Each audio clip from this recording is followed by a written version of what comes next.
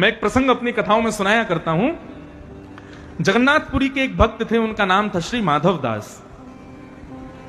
तो माधव दास जी का ऐसा स्वरूप था, उनकी भक्ति ऐसी थी कि वो जब जगन्नाथ मंदिर में जाते थे ना, तो श्री जगन्नाथ भगवान की प्रतिमा ऐसे झूमती थी उनको देख करके, और इस चमत्कार को देखने के लिए लाखों की भीड़ जाती थी कि भाई देखो, ये माधव दास जैसे ही भीतर प्रवेश करता है जगन्नाथ भगवान झूमने लग जाते हैं। कभी कभी तो लोगों ने अनुभव किया कि जगन्नाथ भगवान की मूर्ति वो पलक भी झपकाती थी, जबकि जगन्नाथ भगवान की पलक नहीं है, लेकिन माधव दास जी को देख करके वो मूर्ति नहीं रहती थी, ऐसा लगता था साक्षात भगवान प्रकट हो गए हों। लोगों ने खूब यश कर दिया। अब तो स्थिति हो गई कि माधव दास जी जिस गली से निकले, लोग पुष्प वर्षा में, माला पहना में जय जयकार करें, माधव दास की जय हो, भक्त माधव दास की जय हो।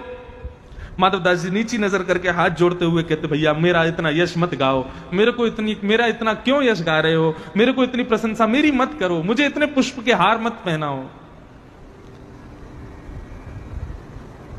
जगन्नाथ भगवान से जाकर के भी कहते थे कि हे लाल जी, आप इतना यश मुझे क्यों दिला रहे हो।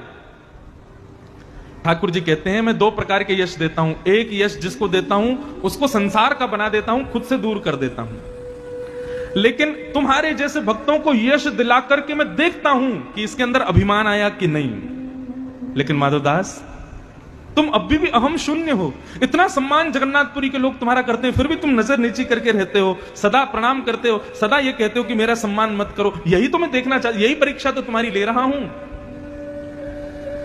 माधव दास जी बोले, लेकिन प्रभु मैं मानव हूं। मानव का स्वभाव होता है, यदि आज मुझे किसी ने माला पहनाई, कल में यदि उस मार्ग से जाऊं तो मेरी इच्छा होती है आज भी माला पहनावे।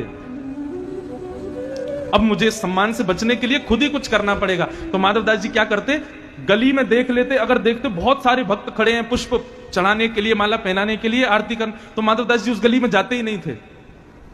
अनजान अनजान जगहों पे जाते थे जहां उनको कोई जानता नहीं था। तभी माधव दास जी एक अनजान गली में से जा रहे थे, तभी वहां पर उन्होंने एक माताजी को देखा। वो माताजी गली के बच्चों को मार रही थी, वो गली के सारे बच्चों के पीछे पड़ी रहती थी, कभी किसी पे चिल्लाना, कभी किसी पे डांट। माधव दास जी बोले, ये बढ़िया भक्तानी है, इसका स्वभाव थोड़ा सा गर्म है।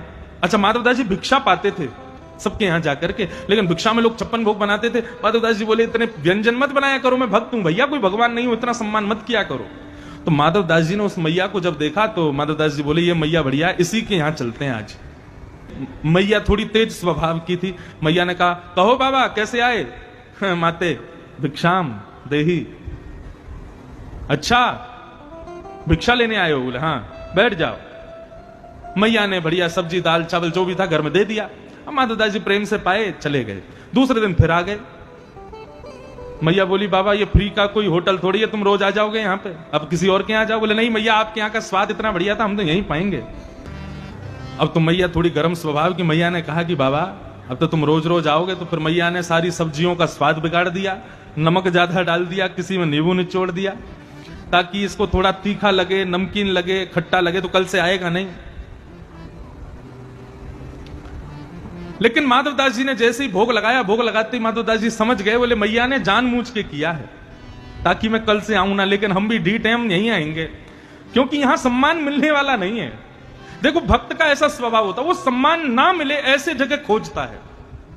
और हम लोगों का स्वभाव क्या है, जहां थोड़ा सा हमारे अनुचित, हमारे स्तर का सम्मान ना मिले, हम ऐसी जगह जाना ही बंद कर देते हैं। लेकिन भक्त विपरीत होता है। माधव दास जी ने उसी मैया के घर को स्वीकार कर लिया और तीसरे दिन फिर पहुंच गए। अब तो तीसरे दिन जैसे ही पहुंचे महाराज, माधव दास जी को देखते ही मैया बोली, बाबा फिर से आ गया तू। बोले मैया भिक्षाम देही। बोले रुक जा, तुझे भिक्षा देती हूं। पोंछा लगा रही थी तो पोंछा उठा करके माधव दास जी मार दिया, ले ले भिक्षा, यही भिक्षा है आज की तुम्हारी। तो माधव दास जी पर आकर के वो पोंछा पड़ा, तो पोंछा लेकर के माधव दास जी ने सिर से लगाया। बोले भिक्षा में जो मिले सब स्वीकार करना चाहिए। लेकिन वैष्णव का स्वभाव होता है कि वो जो भी भिक्षा में मिलता है उसको पहले अपने ठाकुर को अर्पित करता है, फिर स्वीकार करता है। अब माधव दास जी बोले, ये पोंछा भगवान को कैसे दूं मैं, ये गंदा पोंछा, जमीन पर लगा पोंछा, इसको ठाकुर जी को अर्पित कैसे करूं। तो माधवदास जी ने पोंछा को धो धा के बढ़िया निचोड़ के उसको सुखा दिया, और जब सूख गया पोंछा तो उसके सारे रोए अलग किए और रोए से बढ़िया एक दिया बनाया, दिया बना करके घी डाल के उसमें अग्नि लगा के बाती बना करके जगन्नाथ जी की आरती करके उसको स्वीकार करा दिया। ये कथा मैंने क्यों सुनाई? ऐसे भक्त श्री माधवदास जी, वे माधवदास जी जो सम्मान से बचते हैं। बंधुओं, एक बात आप सत्य मानिएगा, ठाकुर जी अति यश किसी को दे दें और वो व्यक्ति भी उस यश को स्वीकार करे, मतलब आप मेरा सम्मान करो और मैं भी स्वीकार करूं और मेरे मन में भी इच्छा हो कि नहीं खूब होना चाहिए सम्मान, तो निश्चित ये बात मान लीजिएगा ठाकुर जी से आप दूर हो, ठाकुर जी से आपकी दूरी बन गई, क्योंकि वैष्णव यश को स्वीकार नहीं करता। ज्यादा सम्मान, ज्यादा पद की इच्छा भगवत भक्त को नहीं होती है, ये तो सांसारिक व्यक्ति को होती है। इसलिए ये कुछ वैष्णवों के लक्षण हैं, आपको लिखने चाहिए, इनको स्वीकार करो, इनको जीवन में उतारो।